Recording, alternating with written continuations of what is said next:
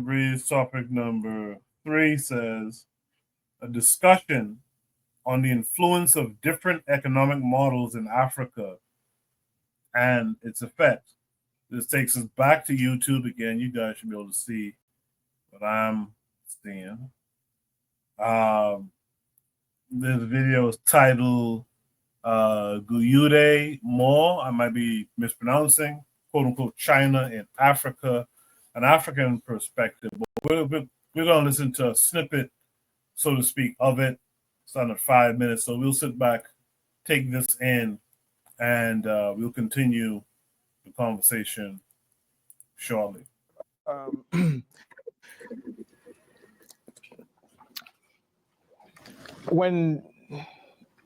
Here's what was happening throughout the 90s. If you were to ask people, anybody who remembers or who was old enough to remember what happened in Africa in the 90s, you would know that in Africa was a place of the first things that were happening on the continent in the 90s were wars, a lot of civil wars, Black Hawk Down, the Rwandan genocide, the Liberian Civil War, the Sierra Leonean Civil War,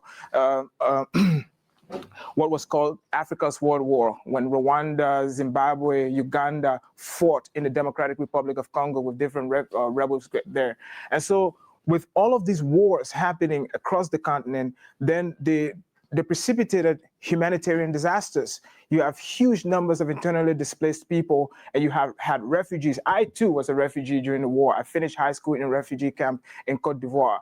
So this is one of the things that was happening in Africa in the 90s, a lot of wars. And those wars were in part funneled, driven by what had happened with the collapse of the Soviet Union. Light weapons became easily available, and enterprising people sold arms to rebel groups across the continent. And so you had wars. And with the wars, like I said, you have significant humanitarian crisis. But that wasn't the only thing. There was a huge disease burden. HIV/AIDS, if you remember, throughout the 90s and the early aughts, was ravaging the continent. Central and Southern Africa were being wiped out. You had entire villages where there were 2 generations with a missing generation. You had the grandparents and the children, and the entire generation of parents were wiped out. So you had that. You had malaria. You had all of the tropical diseases you can think about. Those were happening. So it was not just the wars that were ravaging the continent. It was also the disease burden. Then something came back to bite us. A lot of African countries had taken out significant debt in the 70s, and that debt then came due. And so we came to an instance where most African countries were spending up to 60% of government revenues on just simply servicing debt. And in some instances, it was just interest, not even the, and because for years they had not serviced the debt, they accrued punitive interest and punitive charges. And so let's go back. You had wars, disease, debt. Within this context, very few companies, very few in the West looked at Africa as a place to do business. Most of Western policy toward Africa was actually filtered through the lens of development and aid. This was the picture of what was happening in Africa in the year 2000, when China hosted the first forum on China, Africa cooperation, FOCAC. And the FOCAC was held in Beijing. 40 governments were invited. And 2000 happened to be a very fortuitous year, because that was the year that China first did its going out policy, when Chinese firms were encouraged to go out to seek access to resources, but to seek access to markets. So when everyone else, and everyone else, I mean the West, saw Africa mainly through the lens of development aid, and I'm not saying there's anything wrong with that, there was still, the Chinese actually saw an opportunity to do business. So Chinese companies go out into Africa. Now, why? Right? At this time, something else was happening. I mean, globalization is actually taking off. And we know what happened. Well, I have an argument of what happened. I mean, you may not agree with me, but in globalization, labor lost and capital won. And so when capital won, what happened was, in places where capital was cheap but labor was high, like here, capital then began to invest in places where labor was cheap. Initially, It wasn't directly in China. Anyone who remembers what happens in the 90s, it was the maquiladoras in Mexico along the border with the US-Mexico border when these huge factories were moving over there. But eventually, as trade became more widespread and travel became easier, then global value chains began to develop, and China was in the middle of global value chains. China became like the factory of the world. And what do you need in a factory? You need resources to be able to convert that to finished products. Where did you have resources? Africa had the largest endowment of natural resources, so it made sense that China would go to Africa seeking resources. So that's one. It was just driven by what was happening in terms of the global economy. But secondly, China has always been suspicious of its presence and how it would be accepted by the rest of the world. And so China didn't simply want access to resources. China could always get access to resources on the international market. You could buy what you wanted on the international market, but China wanted access at source. Right? And the Chinese suspicion was vindicated, right, with the trade war and everything. So China didn't want to have to depend on other people for material, for resources that it considered crucial to its economy. And so it wanted access to this at source. So Chinese companies went into Africa and negotiated deals with African governments for access to iron ore, gold, diamond, oil, whatever you can think about. They developed that. And for the first time, something changed. It wasn't simply that, but China offered a completely different model than the one that we had seen before. So you can, and listen, everything I'm saying here today, obviously you're free to check it out later. But recently there was a report where 101 companies either listed on the London Stock Exchange or domiciled in the UK own the rights to $1 trillion of resources in Africa. So the resources are in the ground in Africa, but ownership to these resources, right? Access to these resources is for companies that are listed on the London Stock Exchange. And that's how it was done. A Western company or Chevron shows up in an African country, signs an agreement with an African government. And the way it works is we pay you in terms of royalty and taxes, and then the government was responsible to take the resources and develop its country, pay for services, pay for infrastructure. China offered a different model. Resource for oil, for infrastructure deals. So basically the Chinese offer was, against payment on resources you should have, you can take out a loan and build the infrastructure you need. And up to today, Africa still lags the rest of the world on every measure of infrastructure coverage, especially with paved roads and electricity. I'll give you an example.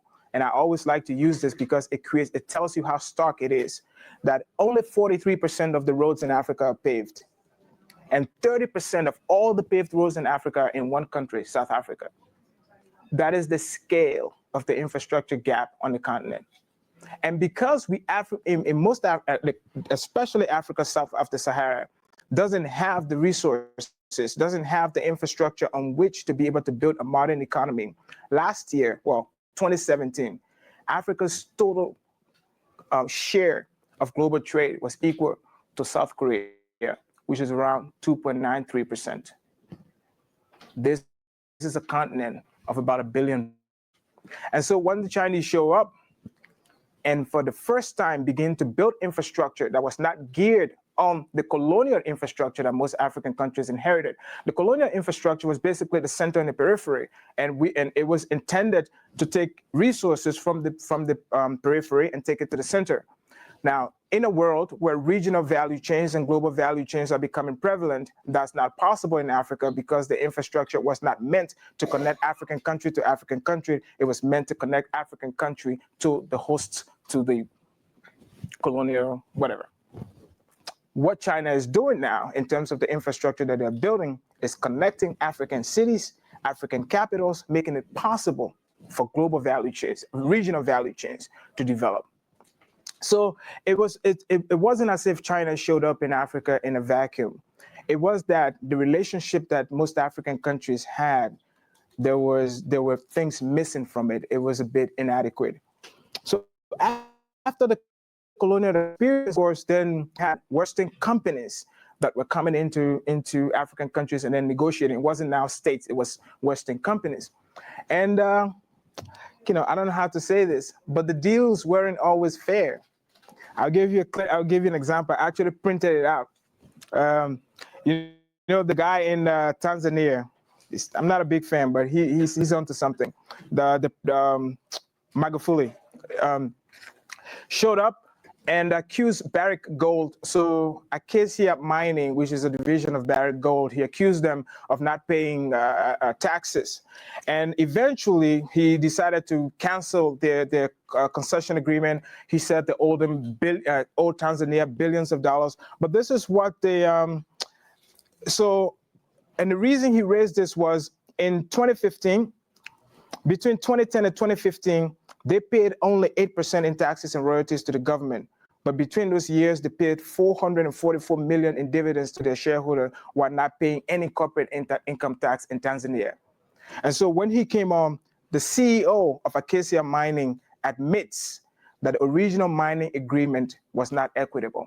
These were the kinds of agreement a lot of African countries entered into with Western firms. And so even though the resources were being mined in the country, very little was actually being paid in the country in terms of taxes to be able to finance this. And so it was the inadequacy of these relationships that made it easy for a partner like China to show up and for most African countries to just welcome the Chinese the way they did. So that's one. The second thing was just the suitability of China as a partner.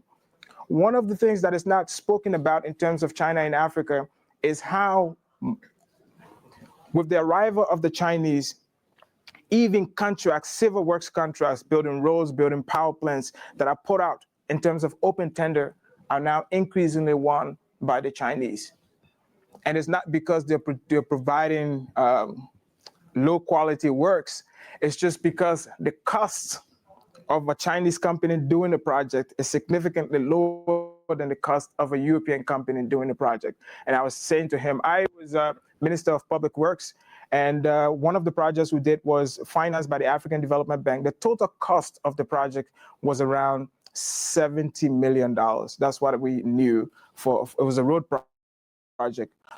And we had one European firm, French company, that bid, and we had about 17 Chinese companies. Right, obviously, just a law of averages, you know the winner is going to be Chinese. But the European company's bid price for a $70 million contract was $86 million. So on the day the bid was opened, you knew the European company was not going to win. But this is, and the Chinese company came in at 68.7 million in terms of being able to do that. And why? I mean, there are accusations that sometimes it's because the Chinese companies bribe African policymakers, and that is true. There are instances in which a lot of Chinese companies would win bid projects by bribing, but sometimes it's just basic project. The European company is going to mobilize with Mercedes trucks, with Scania, Volvo. Those trucks are really, really expensive to do the work. The Chinese company is going to mobilize with Howo, Sinotruck, right? That sometimes one Mercedes truck is as expensive as 2.5 Howo trucks, right? And so that's one. Most times when a European company mobilizes, the European company mobilizes with insurance for Europeans working there. Of course, you need insurance. They need R&R. The Chinese company, I'm not sure what the insurance structure is like for the Chinese companies, right? And so over and over, what we're seeing in civil works is that Chinese investment in terms of Chinese companies tend to be more price competitive without reducing the quality of what is produced. And I like to tell a story in terms of the relationship also between African governments and the Chinese government. When I was in 2008, I was very close to a friend of mine was a part of the preparation for a delegation from Kenya to visit the US, and the Kenyan Speaker of Parliament requested a meeting with then Speaker Nancy Pelosi. That was before this. I had water, anyway. And when the Kenyan delegation requested a meeting with Speaker Pelosi, they were told, I don't know if it's Speaker Pelosi herself who told them, but they were told by staff that Speaker Pelosi meets with heads of state, not speakers from Kenya. So there's that. I returned to Liberia, and in 2010, I was an aide in the president's office, just like a regular aide, guy who takes notes. And I accompanied the foreign minister of Liberia to China on a visit. It wasn't even like a state visit, it was an official visit. And we went to China, and so up to today, I don't know what the Beijing airport looks like, just because we didn't use we didn't come in like regular people. Like, we were taken off the plane from when the plane landed, and we didn't see anything until we were in our hotel room, because it's an official delegation.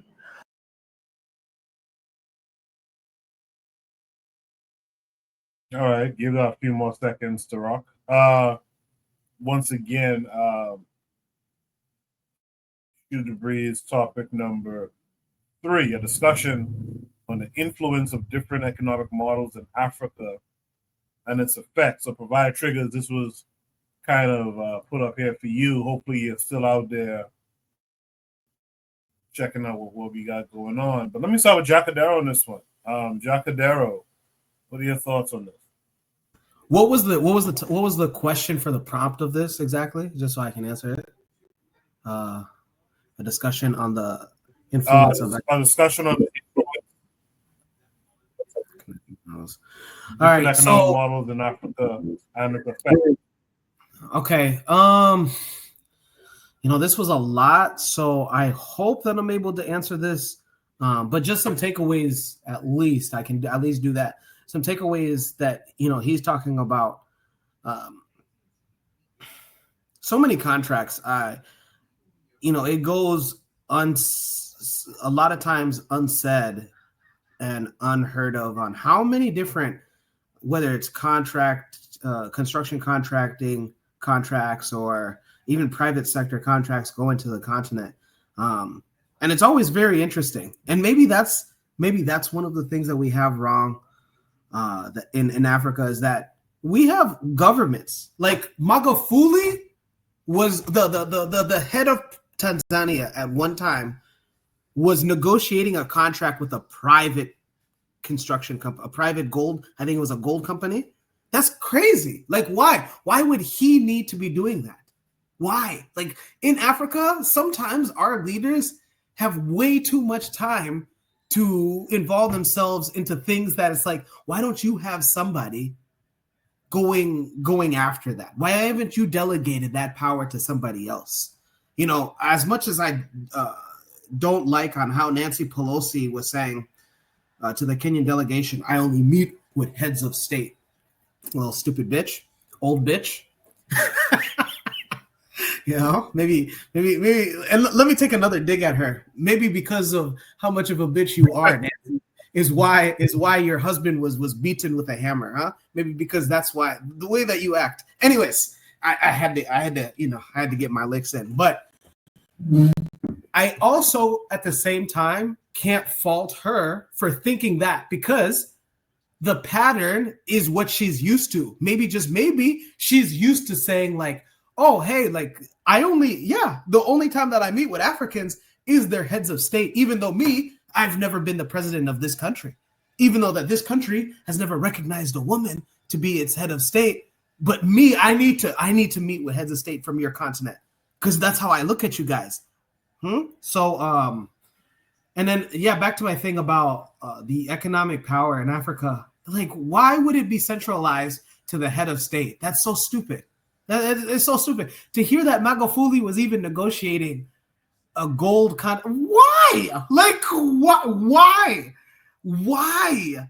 I would say something about the Kenyan president, but like I said before, I want to take a trip to Mombasa this year, so I will bypass that. But I liked how he said in the 90s it was almost like that was the time of war. You had Democratic Republic of Congo in a constant fight the Rwandan genocide. I mean, bro, just the whole independence of South Sudan in 2011, I believe, that was because of all the wars in the 90s and in the 80s, right? And then, Ivory Coast had itself a war, Liberia, Sierra Leone. So, that shapes the way on why we have the situation that we have today. But I don't know if I got to answer this topic of the discussion on the influence of economic models. But one of the things is if we can change the economic models in Africa, modernity would show us like a president or a prime minister. Because I think, Ethiopia recognizes a prime minister as its head of state. The prime minister or president of these African and Caribbean countries shouldn't be negotiating shouldn't be negotiating contracts with private companies. Like Guyana's president, excuse me, I got to give him respect. Dr. Muhammad Irfan Ali of Guyana, he's negotiating with Mobil and Chevron when they discovered offshore oil. Why? What does Dr. Ali need to be doing with that? That's crazy. No, you need to be delegating that power to somebody like AKA whoever is the MP, right? Because most of these African and Caribbean governments still operate in a parliamentary system. Make somebody the prime minister or minister of like your guys' private business sector. Make that a job and then have that do that. You're the president or prime minister. You need to be doing other things. That's it.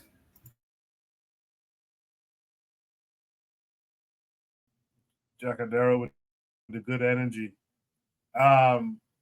In the chat, Jose said when the Dutch king makes an official visit, the airplanes are full of businessmen. He moves to open doors for business, symbolic, they say. Thus, presidents must do it too. I think Provide Trigger said something that I was feeling at the time of watching this video. She said there's something about the context or location of this presentation by this dude that makes me feel a bit guarded. We have to be able to discuss our own affairs in our own Pan-Africanism milieu. Yeah, I kind of wasn't too happy about the crowd. And the one particular Asian up front, going back and forth, like as he ventures into talking about China. I kind of didn't like that. But, that's neither here nor there for some. With that said, man, let me hear from Black Steel. All right. Well, a couple things about this topic. I understand where he's coming from, right? He's basically saying, when you deal with certain companies and certain economic powers, right, you got to do what's best for your nation.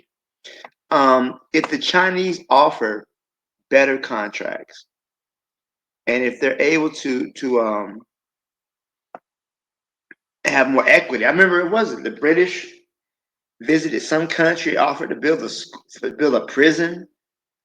So if the Chinese are offering better contracts, right? We live in a global world. We live in a global, interconnected world.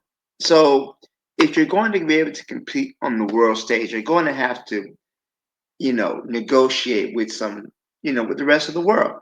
So I think that in many ways, the Chinese are offering better deals than the Europeans are, but that doesn't mean we should trust them, though. That doesn't mean they should be trusted. And when you're talking about doing business, you gotta look at it from a quid pro quo standpoint, something for something. We're gonna work with you, but in the meantime, what are we receiving in return? And there has been some good and there's been some bad when dealing with Chinese companies. I think that if it does have the potential to organize the continent and allow them to develop economically, but also the Chinese are in it for themselves. They're not there for Africa because they love Africans. They have their own desires. But I believe if they're intelligent, they can actually come out with some mutually beneficial contracts. So I'll leave it there. I don't really have too much to say on this topic. Appreciate that. See, real black German. Real black German. What say you? I guess I will say. Let me go back to the question. Kind of getting lost in the chat. I mean, different economic influences. Not everyone does things the same way. I mean, if you're talking about like the basic structures, like a more state command economy, you call, one example like communism, or, what I'm saying, more like mixed economies, you might call it socialism. And then you might have your capitalism, your free markets, what I'm saying, your enterprise types.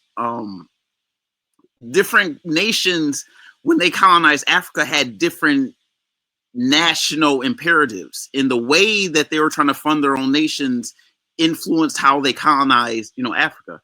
I mean, again, France is semi-socialist. That's why they are clinging on to the African colonies, because they need the raw material just to feed the nation. Whereas England, they're more capitalist. They don't need to formally kind of tie themselves to the money with the CFA, but they just do it in such a way that it's kind of more strong armish, and kind of they just lean into the nations a little more. That's why you have the BPs, and what I'm saying, the way that the way that their relationship to their colonies is just different. They don't necessarily have to say, you're just going to adopt our currency. They just say, we're the Commonwealth.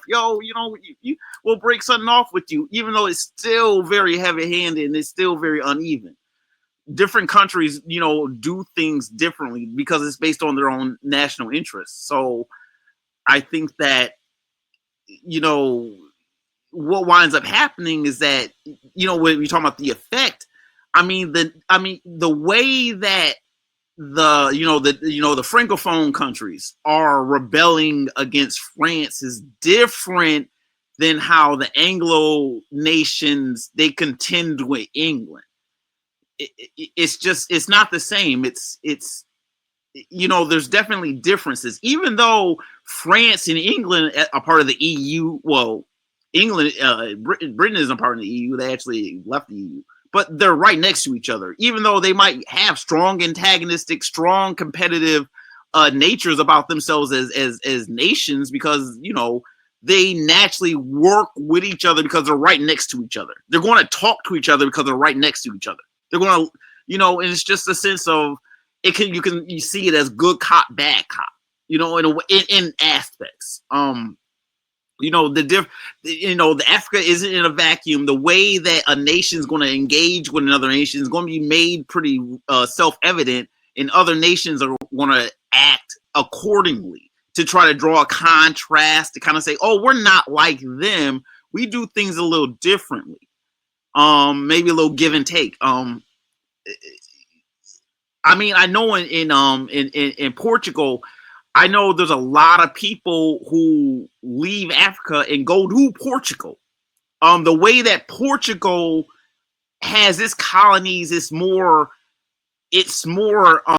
reverse assimilation, where Portugal is actually, kind of getting a little bit darker and darker and darker, because the way that they want to bring, I might be wrong, Jose. I know that, I'm not sure if I think Jose has knows something about Cape Verde. Or if I'm not mistaken, forgive me if I am. But you might have a strong sense of understanding Portugal than the rest of us. But different countries, the European nations engage differently, and it reflects, and it can't be really hidden. I would say that France is failing because, in a sense, that even though a lot of countries who are Anglophone might have strong disagreements with England, and it's the way that England opens up markets to different countries, whereas France, all their business has to go through France. You know what I'm saying? It's different, but not, in a vacuum. I hope that makes sense. I'm gonna pass the mic. Appreciate that, RB. Gee, let me hear from Ditso next. Ditso, what's say? Oh boy, this is it goes all attached. But first, I love the difference between somebody who speaks with the necessary basis to make a point, contrary to somebody who just throws overbearing opinions into the ground. So let's put it very simple. As we became independent, either Latin America, well, obviously my best mark of reference will always be Latin America because of me, or Africa, we encountered something very simple. How the hell are we going to survive? How the hell are we going to develop? So obviously neocolonialism comes in the characteristic sense of, oh, we are better developed than you. We have the companies, we have the means. Therefore, here we come in. So in an ideal world, each country would say, okay, fine, look, we need to construct jails, we need to construct roads, we need to construct waterways, we need to, et cetera, et cetera, et cetera. We need to get our infrastructure. And here comes in the companies and they say, okay, look, this is what we can offer. And this is what we can provide in order for you to get your development. A one-to-one relation, everybody's happy, everybody gets paid, no corruption. But reality bites you in the ass. Because I bet right now, if I mention the Odrovich corruption case, none of you would be aware of what that scandal for 30 years happened. And I bet you right now somebody's Googling the Odrovich corruption case, which is a prime example.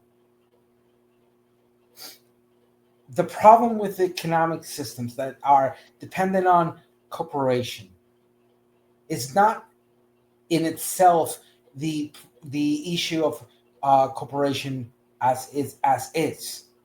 Neither is it a capitalism or a mixed or socialism, etc. The problem originates from an ideology relation of the private sector as an originator of corruption and the public sector as the receptor of that particular corruption. And in some occasions, a mixed sense where both private and public are the incentivator and the receptor of that corruption. So in this sense, and to keep it very simple, independence brought with it, sovereignty brought with it, the problem that individuals and companies of those individuals that form those companies will always function on the interest of self-service, not in the interest of common wealth or common good in that sense.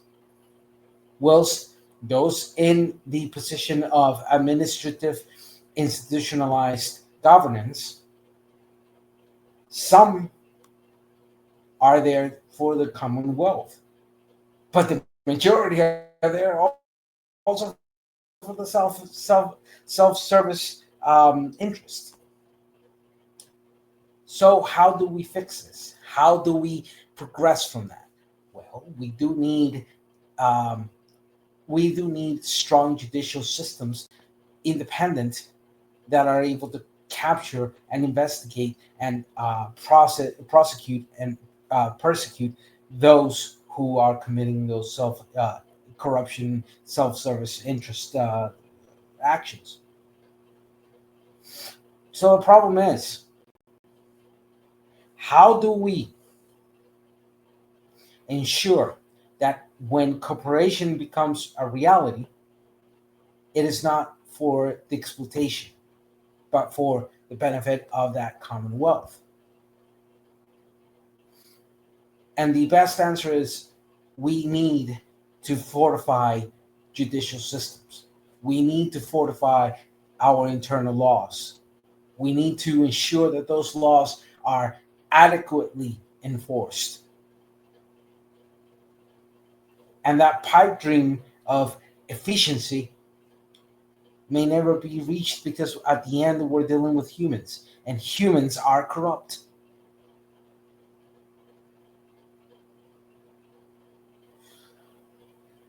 Understanding that, That's and with this, I give a conclusion real quickly.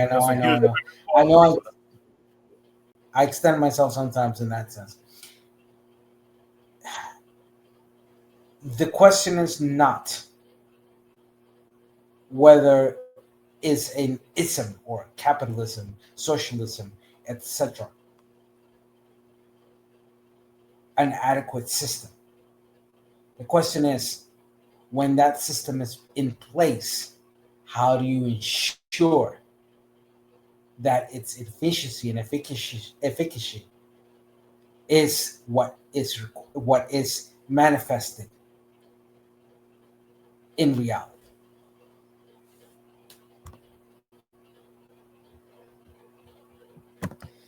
I hope I made myself clear. I tried to be as concise as possible. all right. Appreciate that. So let's change up the energy a little bit. Cheryl, let's say you shoot the breeze topic number 3, a discussion on the influence of different economic models in Africa and its effect. Let's see. Yeah, so this is the reason why I really like coming like on the show and like listening in and doing the discussions, because I always learn something new. So pretty much everything that he was talking about, I knew what Africa was vaguely, but I was just looking up specifically the different economic models that Africa has in place right now. I'm just going to be real quick. There were two. There was informal economy and a formal economy. And an informal economy is something that's based on like Esusu. I think I've heard that before, Esusu. So basically for finances and saving. So this is what a lot of Africans prefer over formal banking institutions because of high fees and distrust.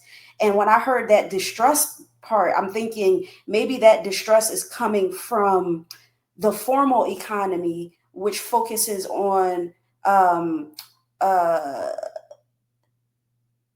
savings and management of money by a large number of micro and small enterprises.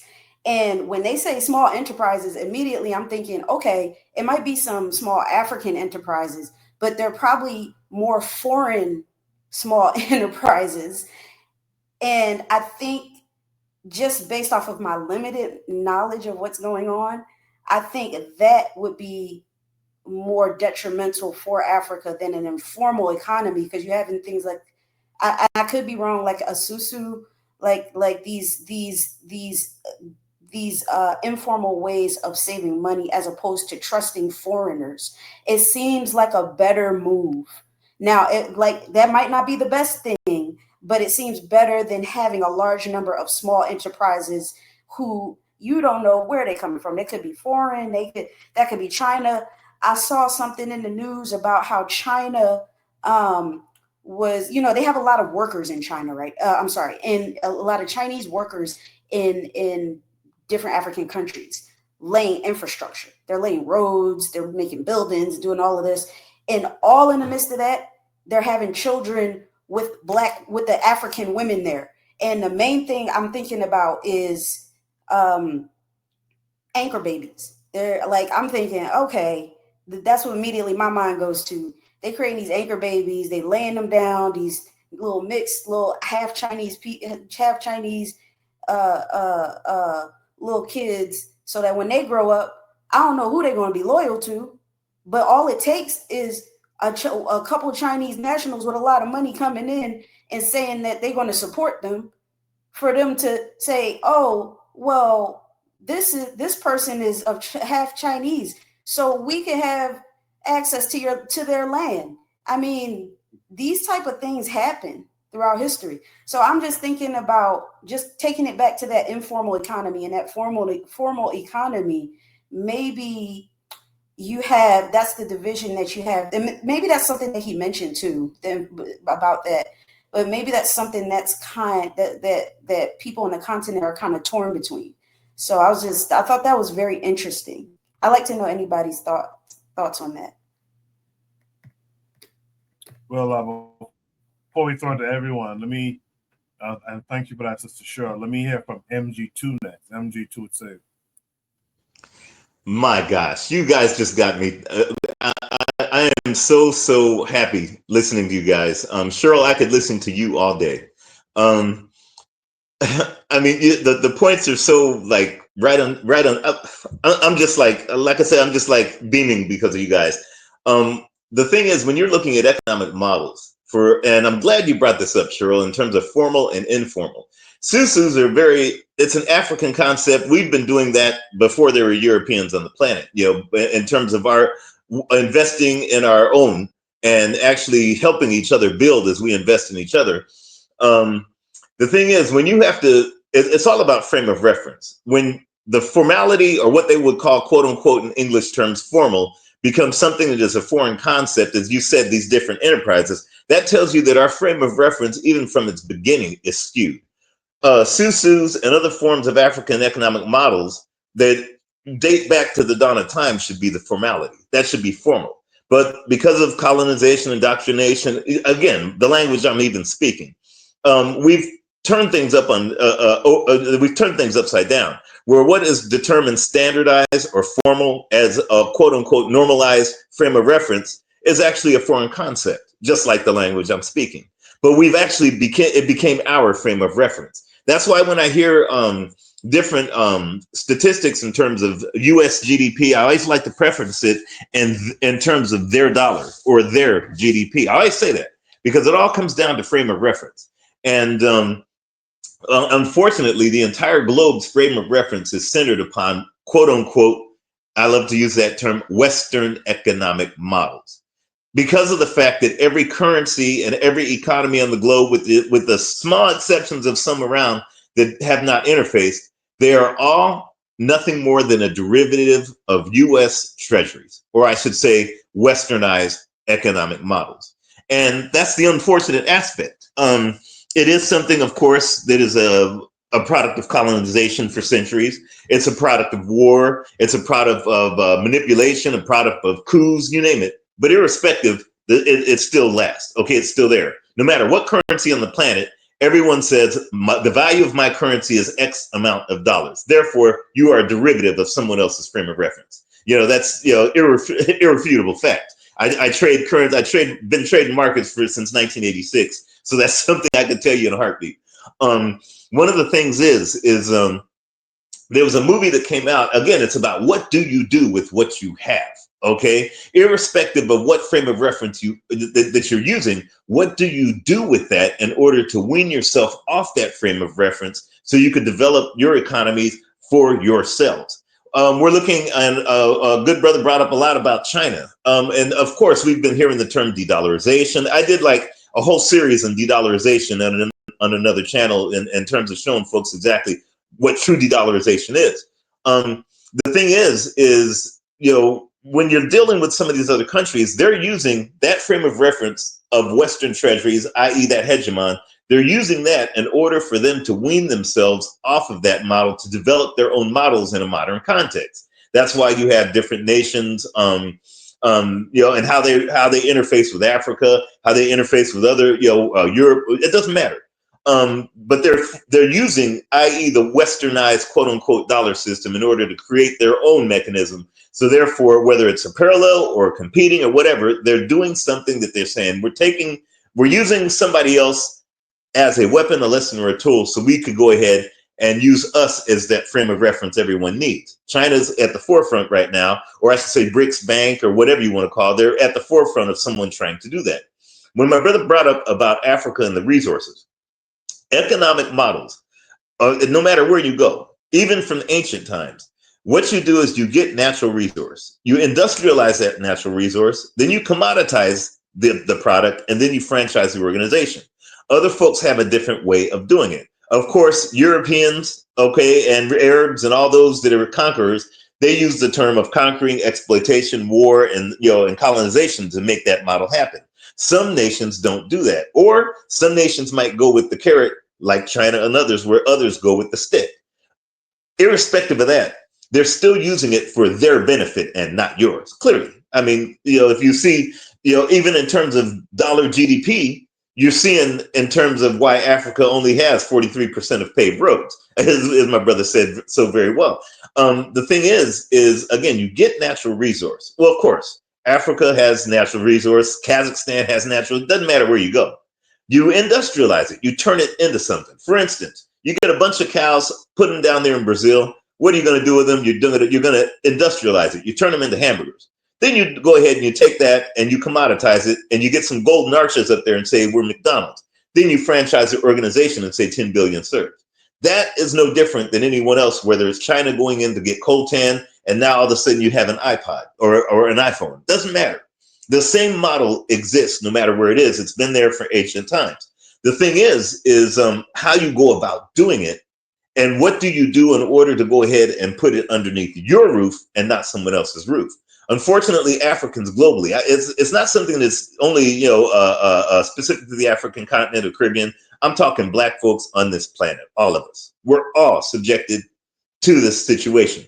And the reason I say that, there was a movie that came out back in the early 2000s. I don't know if you guys had a chance to see it, but it was called Hood to Hood. And Hood to Hood was kind of like a documentary about gangs, and about, they were showing all the quote unquote, and I say perceived wealth of gangs. And you saw brothers with cardboard boxes with hundreds of thousands. One brother pulled one out of the panels in his ceiling and brought out cardboard boxes of $200,000-$300,000, and he had his little Glocks and whatnot, saying, "Look what we done did. Look what we did." My thing is, it was no different in the days of Al Capone and whatnot, and Bugsy Siegel and whatnot. They did the same thing.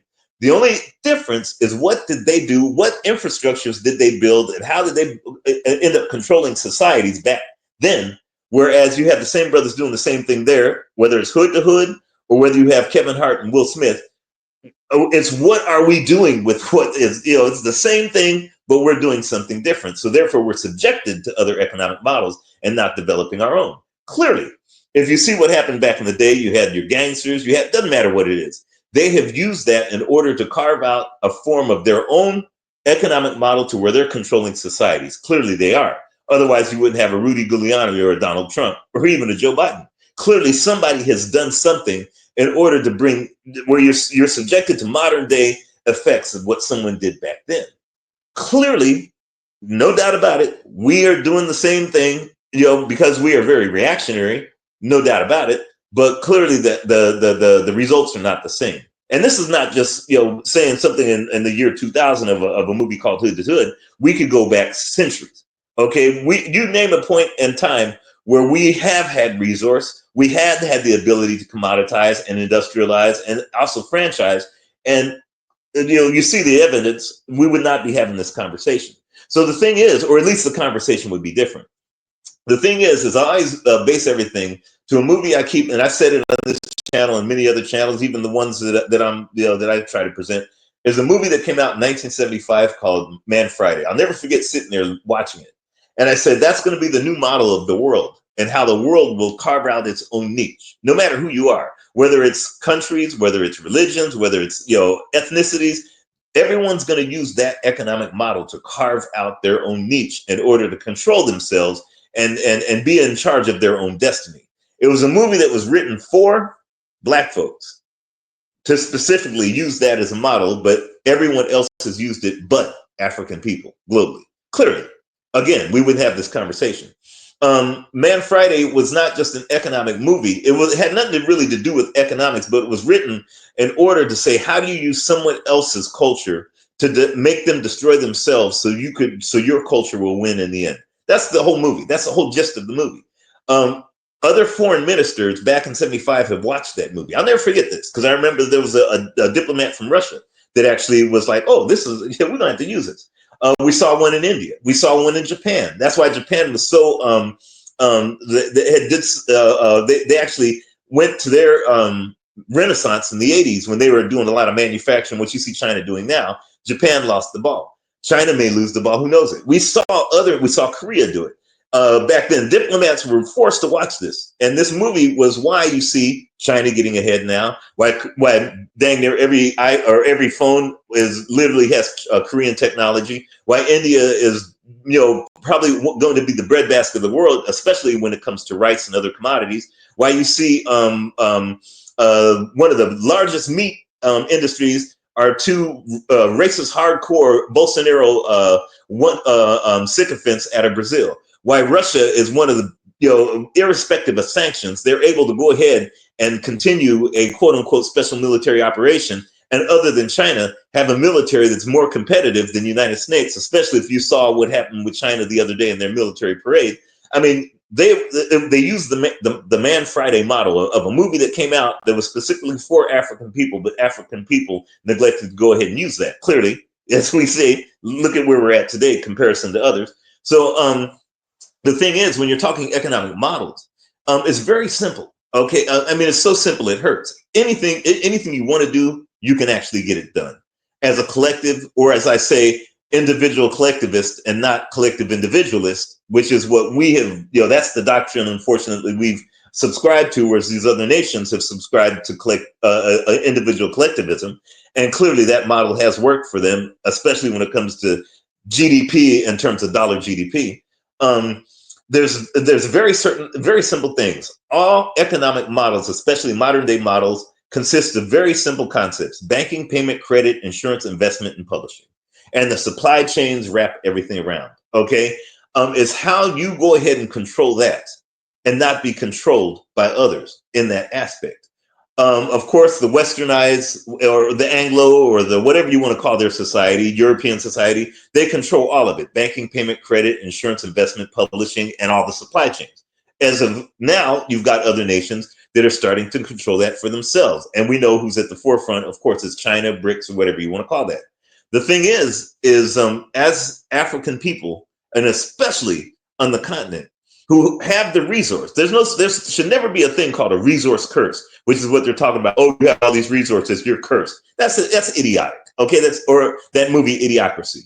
If you have a lot of resource, you are never cursed. You're only cursed when you don't know the value of yourself and how your value of yourself relates to the value of your resource and the value that you're going to use in order to conquer the world and control your own destiny. So there's no such thing as resource cursed. Okay. The thing is if you are in control of those simple concepts, then you could actually go ahead and control others. Africa has resource. Everybody knows that. Africa has human resource that's got the youngest growing population in the world. Clearly, Africa has intellectual resource, but we don't have the smarts to use it. Clearly, again, this conversation will not be had. All you have to do is, and I'll bring it up, like I said, that I have an 8-point project that I've been working on for years of how African people globally can actually go ahead and dominate the planet if we want to. So be it. We want to go ahead and focus on the priorities of things that are not brought to us and make us indoctrinate us like celebrity. And we go for the things that are actually will work, like, security, education, international trade, finance, agriculture and health, technology, energy, things that, of course, we can't do without and ready to kill for. There's very simple things, and I brought it up earlier. One is you have to subsidize one another, whether it's in the hood in Chicago or whether it's in Kenya, as my brother brought, talking about, how we're subsidizing folks buying their cars and their liquor and everything else. The other thing is nationalism. When I say nationalism, I'm not talking in terms of ideological nationalism. I'm talking about nationalizing your resource, nationalizing your economy, nationalizing your supply chains and your education, and even what you talk about on and off air. Nationalizing things so someone else cannot dominate your conversation or your country or your region or even your hood when you're living in Texas. There's other things. There's protectionism. Africans are the only people on this planet. We as Black folks are the only folks that don't practice protectionism. But you have Donald Trump showing it and putting it in your face when you call it tariffs. There's there's very simple things that Black folks on this planet can do no matter where we exist, from Tanzania to Texas, from Kansas to Kenya. It doesn't matter where we exist. Very simple things that we can do. And it's not rocket science. It's, do we have the will to do it? And do we really have the want to do it? So I'll go ahead and pass the mic on that.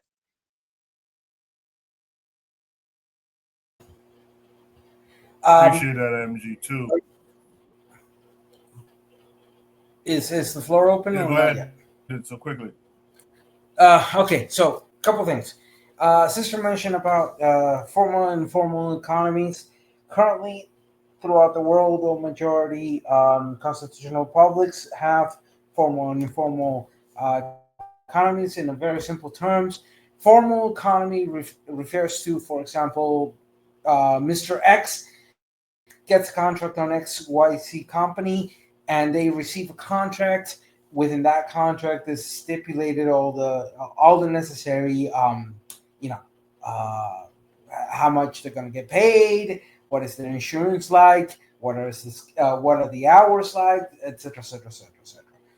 And in an informal economy, that does not happen. Usually, in an informal economy, is an area where exploitation happens the most, where there's no official contract, where there's no insurance, etc., etc., etc., etc. That is a byproduct or a problem of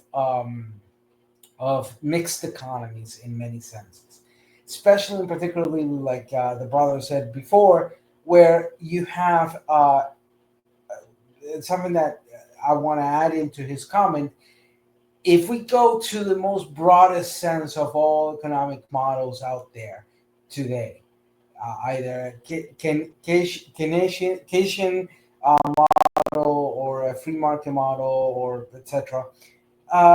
The problem is that the accessibility to the credit, the impacts of rates in itself, the accessibility to expand, and then you have the problem of competition and how bigger firms and bigger corporations will eat the smaller ones, to then the problems of localized corruption, such as in the case of the Odebrecht case. That's one big example of that. Then you have an issue that all economic models part from unrealistic assumptions.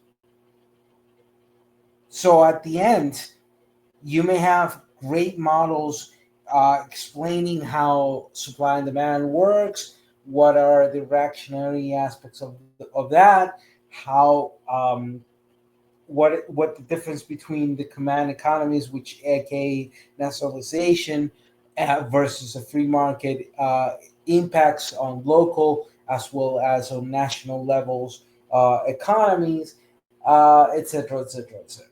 So, in very simple terms, without getting too academic into this, the major point of discussion, I would put it on the table as the problem of not understanding that economic activity is a human activity that is subjected to the whims of that humanity, and that understanding the basis of that, then we can go beyond a subjective presentation of economic models and enter into an objective one that understands the relation of economic activity to the human activity in itself. I'm being a bit broader in that sense, but I just wanted to paint that picture there. I appreciate that, Ditso. With that said, my Buana, you've heard everything everyone else had to say. What say you to all of it? Okay, yeah. So I had to write down a lot of these things because you would forget it. So let me go point for point. So when I hear MGT2 talk, right? MGT2 talk in a very academic way. And I am trying, with what MGT2 said, I am trying to break that down in everyday man's language, where I could teach my brothers on the corner the different theories he is discussing, but then make it so plain that a person who's not been to university would be able to understand what he basically just said and operationalize these things. For instance, um, the brother talked about many different kinds of things, and even did so when it did so talked about Keynesian economics. My brothers on the corner might be practicing Keynesian economics, but they might not necessarily even understand who Keynesian is or Keynesian was and how to define it, even though they practicing it on the street corners. So I'm trying my best. One of my friends, he runs pigeons, for instance, and he has 200 pigeons. You know what I mean? So he has specialized knowledge in terms of training pigeons, growing pigeons, all these. I say, brother, why don't you put this stuff on YouTube so people will see you? Don't you know you can get paid for something like that if you really wanted to? Yeah, yeah. So it's like he does something. You have a group of people who have different skill sets, right? On as a hobby or whatever, and they don't understand how they could use that to commercialize it to their benefit, even to the country's benefit. They don't understand the terms. They don't understand all these specialization tools that's in front of them. But because I understand the language, my thing is to take it from the academic point of view and put it in the everyday man's language, so they could do it and even and get some benefit from it. You know what I mean? So that is my thing. It's as far as MG2 and the brother did so. But I had a few points that I wrote down in terms of the various different topics that were discussed by the different brothers and sisters. The first thing is this: there is devils in the details. Okay, so to my sister, provide triggers. When you heard the Islamic scholar talking the other week, right? This is the things that he missed in the discussion, and I'm glad that we had two different people. You know, this guy Guy Moore and the Mbisa Moyo going into the details of why and how, because sometimes this is missing from these Islamic scholars. These people are on a ground level trying to work out the problems, the details of the problems, and maybe it is confusing because of the time stamps that I put on it. If you are interested in this interview, you can always watch it. It's an hour-long interview, so it'll be more clearer than just having a small frame of reference for the show, because you have to put it in a reference of a show. So for more clarity, I would just suggest maybe in your spare time to go and listen to the whole interview, because it's an hour long, really. As far as what the brother said in terms of negotiating deals, Jacadell is absolutely right. Why is the president Magafuli consigning himself to business deals in a reference point he may not know? He may be a lawyer. I don't know what Magafuli's profession is, but why don't you find a person who is in the industry who would understand the nuances of the industry to try to structure out the deals that's in your favor, rather than you going out and doing that just because you're the president. The Caribbean people are notorious. The Caribbean leaders are notorious for doing that as well. They negotiate deals, but their frame of reference is maybe some of them are lawyers, some of them are businessmen, some of them are electricians. What do you know about structuring economic oil deals? it's so retarded. It's retarded. It's backwards. It's backwards. But because you're the leader, that means you are all knowing. It's retarded. And this is the kind of politics that we practice in the so-called third world. Needless to say, let me move on. This brother in this prompt talked about the way in which they were treated by different groups of people in terms of doing business. He mentioned Nancy Pelosi, and Nancy Pelosi said, I haven't talked to the leaders. Then he said that he dealt with the Chinese. The Chinese, he said he didn't even see the airport. They were treated with such respect. Or when I mean so respect, they were treated much differently. And I always say, you go where you appreciate it, not tolerate it. The president of the United States was questioning the Liberian president. How did you learn English? Where did you learn English from? He's so ridiculous. He doesn't even understand that the Liberians is born of an African American colony. What are you talking about? And then you go to the Chinese man. The Chinese man know you up and down. They study you, and they treat you a whole lot differently than the U.S. president. As far as the debt is concerned, when we talk about how these discussions, it's always in a smaller. It's like, okay, only the Africans owe or have debt issues, but the Americans are in debt to China to up to almost $8 billion. $800 billion. It's never discussed. They are in debt to China to $800 billion. So how they could thumb the finger at Africa when you in debt to China as well, it's hilarious. But I wanted to point out that the fact that they are trying to move away from the aid model to a business model. And if other people are interested in doing business with you rather than that old-fashioned colonial model of just giving you something and we extracting our resources, that shit is dead. You got to move on to something that's different. You got to move on to something that's different. Ditto talked about something that, in terms of the Commonwealth. Okay? Now, when you mention that, I understand what Ditto mean, you know. Ditto mean, because Ditto is coming from a socialist perspective. So when he talks about Commonwealth, he's talking about the common good for the rest of everyone, all the people that's involved in terms of transactions and business and that concern. But the Commonwealth, it rings differently for people like me. You know, we are called the so-called Commonwealth of the Bahamas. But the Commonwealth in a colonial context was the wealth was common to England. So all the goods and services that was produced in these colonial countries went back to England. You know what I mean? So when you say Commonwealth, to me, the definition is different, because that Commonwealth didn't stay with the people, you know, who was producing the wealth itself. It went back to the colony, to the so-called mother country, You know, so that the definition is a little bit different how it rings true to someone in the Caribbean islands as opposed to how you looking at it. So I understand your different, but it rings different for me.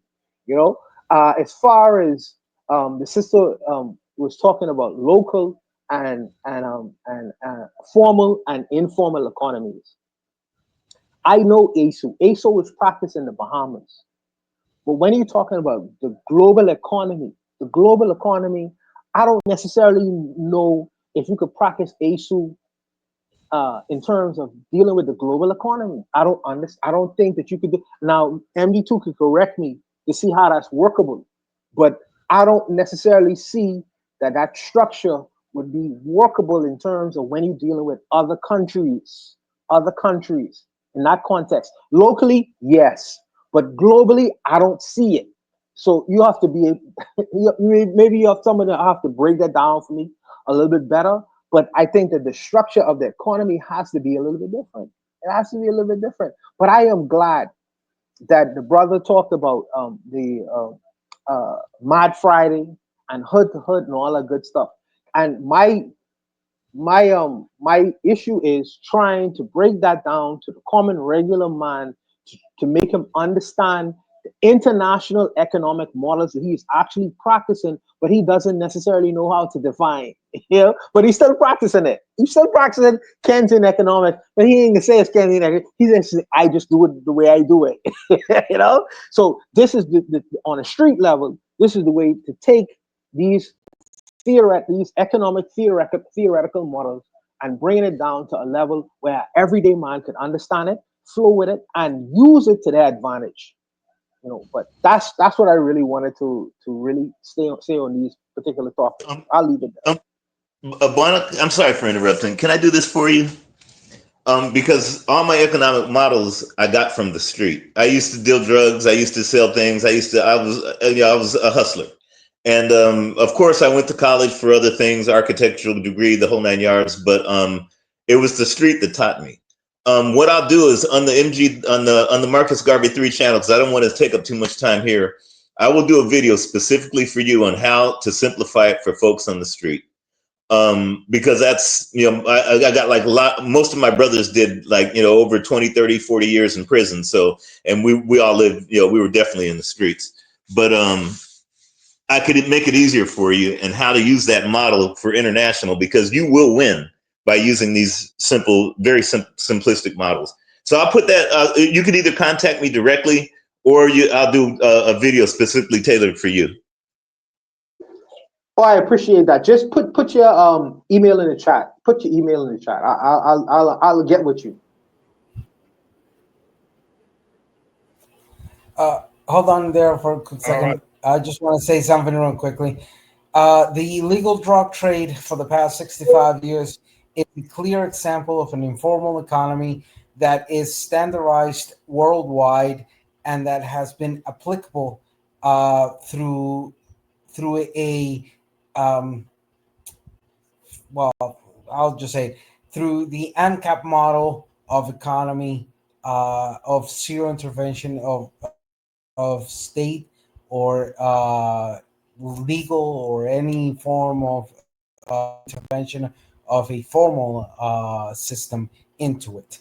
The only intervention that the state has is the interception of the supply and distribution, the supply and distribution channels of its function. But the drug trade as a economic model is the best example of an informal economy.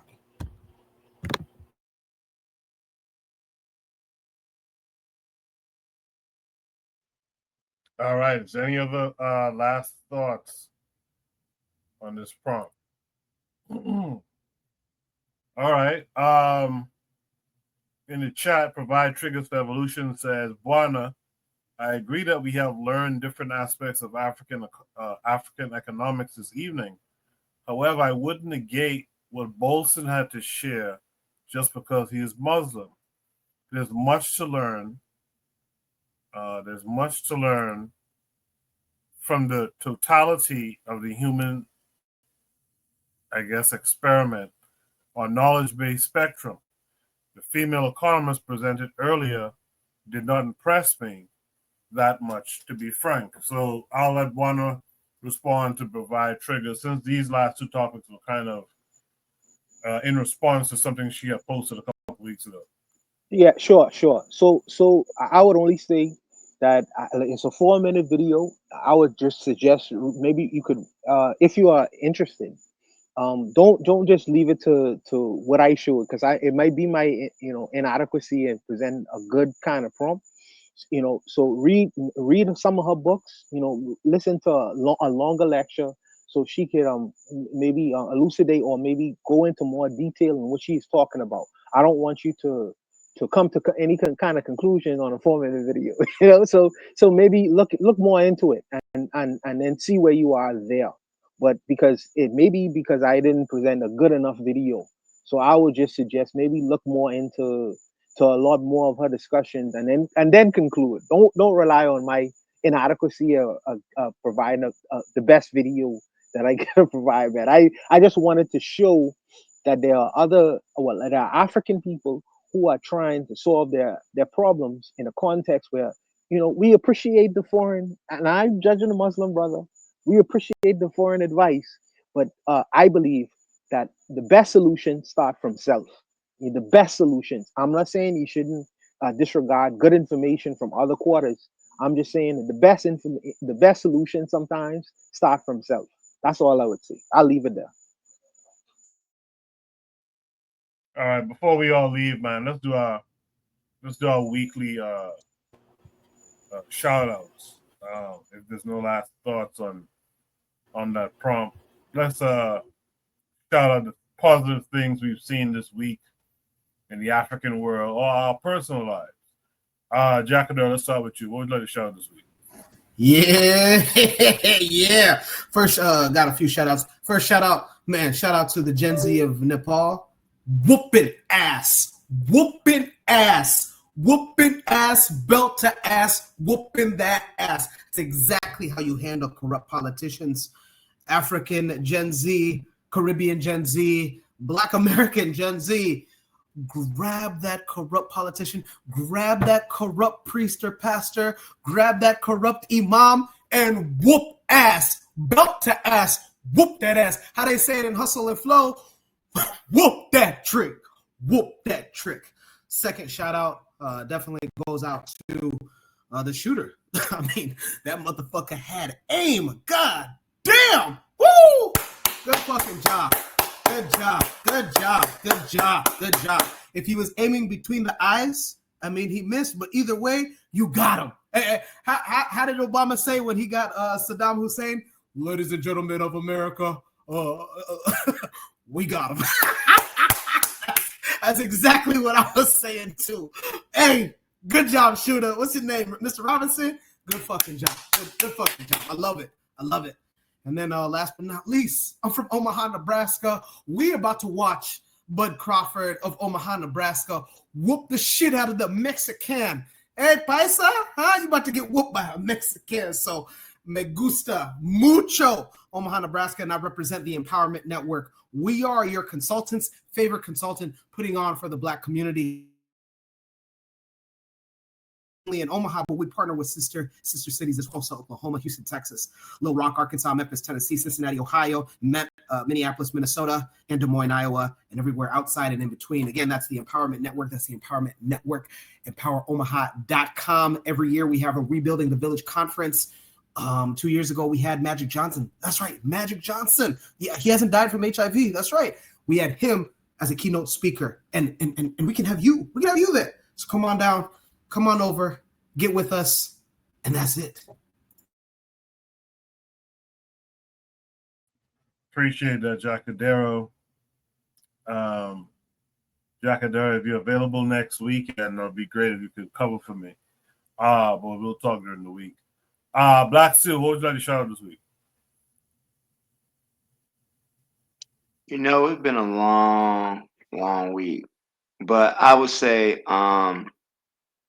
I want to remember Tupac, man. Tupac died this day 29 years ago, man. So it just kind of made me realize I'm getting older because, you know, I was a huge Tupac fan in my high school years. But anyways, you know, just remembering Tupac on the anniversary of his death, man. Shout out to him.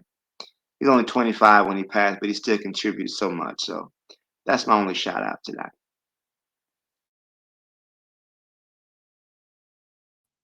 Appreciate that, Black Steel. Cheryl, what would you like to shout out this week?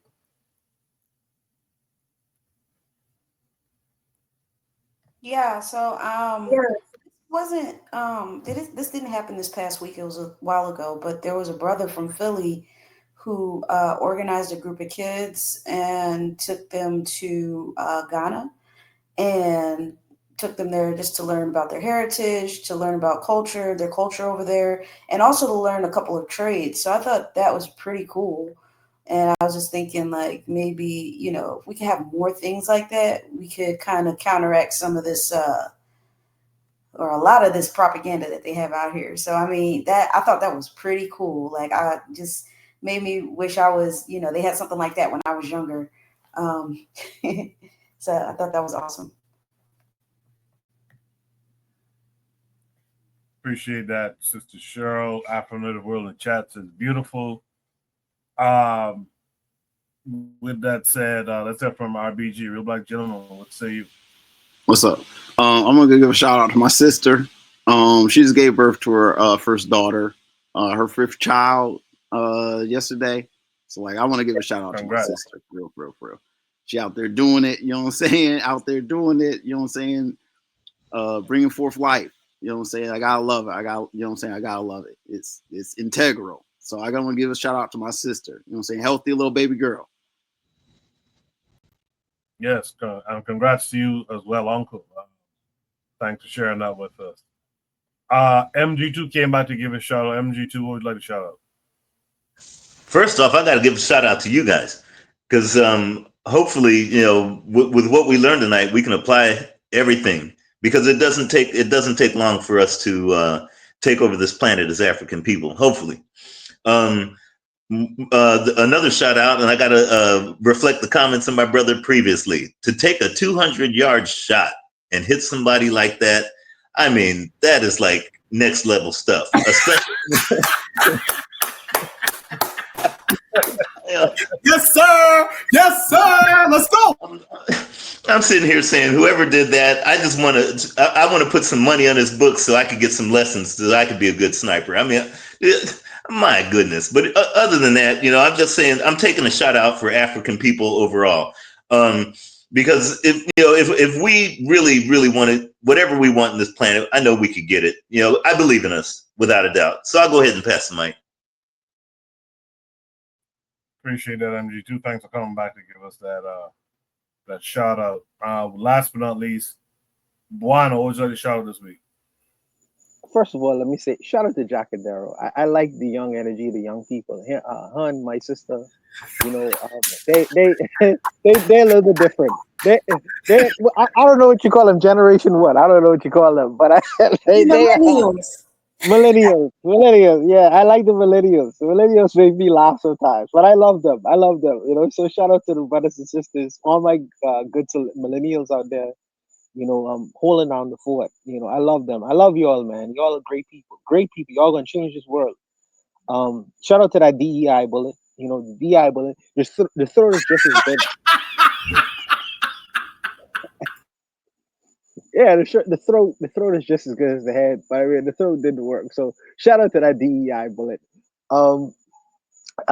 Shout out to Uncle RGB. Uncle RGB, you have a responsibility and a duty, brother. You know, you listen to us for a long time. You have a lot of good information.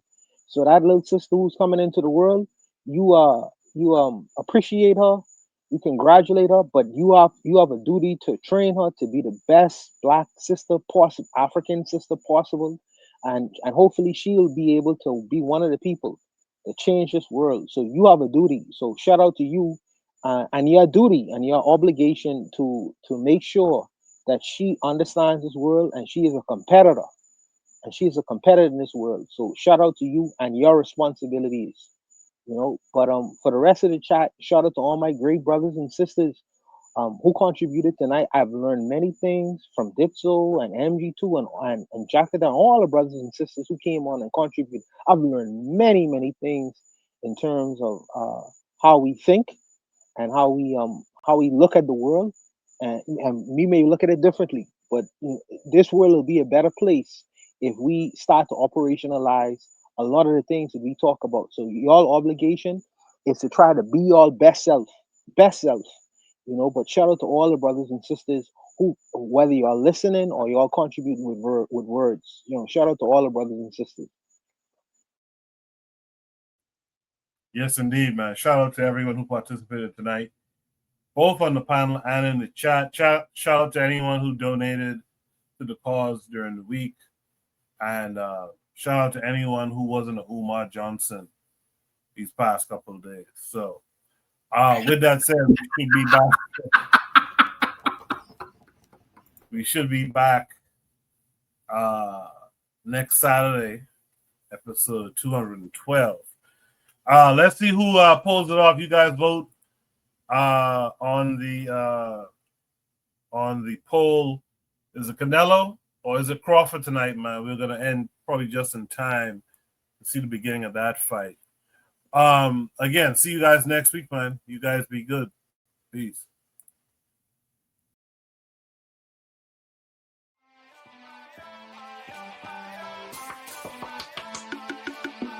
Thanks for listening to the Bitter Medicine Podcast with your host, Koku. If you like what you just heard, we hope you pass along our web address, bittermedicineblogs.com, to your friends and colleagues, and share our show to all your social media. Be sure to check out our archive section on our website for previous podcasts. This has been a KWAZ radio production. Join us next time for another session of the Bitter Medicine Podcast.